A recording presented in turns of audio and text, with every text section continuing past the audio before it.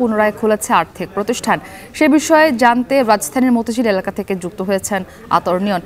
আতর, জানতে চাই যে ব্যাংক, বিমা এবং আর্থিক প্রতিষ্ঠানে গ্রাহক উপস্থিতি কেমন দেখছেন এবং স্বাভাবিক কার্যক্রম শুরু হয়েছে কিনা সেখানে।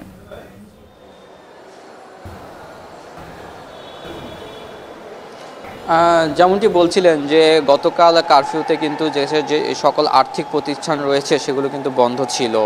আমরা দেখেছি যে ব্যাংক, শেয়ার বাজার বা যদি আর্থিক খাতের যেই প্রতিষ্ঠানগুলো রয়েছে, বিমা, সব কিছুই বন্ধ থাকার পরে আজকে পুনরায় সকাল 10টা থেকে কিন্তু আবার তার কার্যক্রম শুরু করেছে। তবে সকালে 10টায় ব্যাংকগুলো খুললেও কিন্তু আমরা যদি একটু দেখাই যে এখনও সেইভাবে গ্রাহক সংখ্যা কিন্তু ব্যাংকে দেখা যাচ্ছে না। খুবই সীমিত পরিসরে গ্রাহকরা আসছেন এবং তারা তাদের যে কার্যক্রম রয়েছে সেটি পরিচালনা হচ্ছে। তবে সকাল থেকেই ব্যাংকের যে কর্মকর্তারা রয়েছেন তারা উপস্থিত ছিলেন ব্যাংকের যেই স্বাভাবিক পরিস্থিতি রয়েছে এখানে।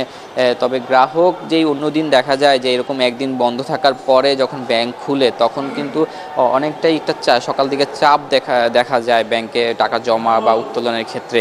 তো সেটা আজকে একেবারেই লক্ষ্য করা যাচ্ছে না। আমরা পুরো সময়টা সকাল থেকে যখন শুরুর দিকে ছিলাম তখন থেকে দেখছি যে এটা এই ব্যাংকের যেই লেনদেনের যেই এরিয়াটা রয়েছে পুরোটাই অনেকটা ফাঁকা পড়ে রয়েছে এবং বেশিরভাগ যে কাউন্টারগুলো রয়েছে সেখানকার যেই কর্মকর্তারা রয়েছেন তারা অনেকটাই অলস সময় পার করছেন। সেই সাথে জানিয়ে রাখি যে আজকে একইভাবে সকাল দিকে কিন্তু শেয়ার বাজারের লেনদেনও শুরু হয়েছে ব্যাংকের সাথে মিল রেখে। এবং কারফিউতে গতকাল বন্ধ ছিল, 3 দিন বন্ধ থাকার একটা কথা ছিল, সেটি হঠাৎ করে আজকে খোলাতে অনেকটাই তড়িঘড়ি করে কিন্তু আর্থিক প্রতিষ্ঠানগুলো তারা সিদ্ধান্ত নিয়েছে যে আজকে সকাল থেকেই তারা পূর্বে নির্ধারণ যে সময়গুলো রয়েছে সেই সময়গুলোতে তারা লেনদেন করবে। তো সেক্ষেত্রে আমরা কথা বলেছি এখানকার যারা কর্মকর্তা রয়েছেন তাদের সাথে কথা বলার পরে তারা জানিয়েছেন যে আসলে কিছুটা সময় লাগবে গ্রাহক বাড়তে। হয়তো সকাল দিকে এখনও যান চলাচল কিছুটা স্বাভাবিক না, যেই কারণে তারা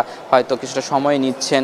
এই ক্ষেত্রে হয়তো গ্রাহক কিছুটা সময় নিয়ে আসবেন। তো তারা আশা করছেন যে হয়তো বেলা বৃদ্ধির সাথে সাথে গ্রাহক সংখ্যা অনেকটাই বৃদ্ধি পাবে।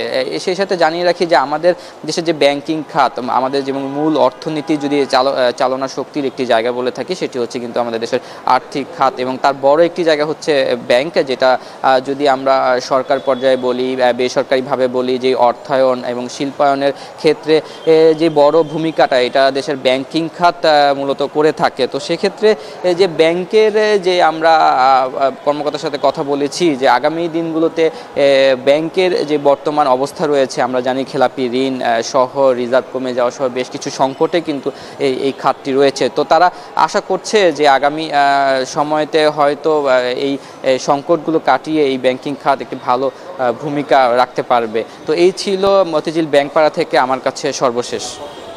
আতর নিয়ন যুক্ত ছিলেন মতিঝিল এলাকা থেকে।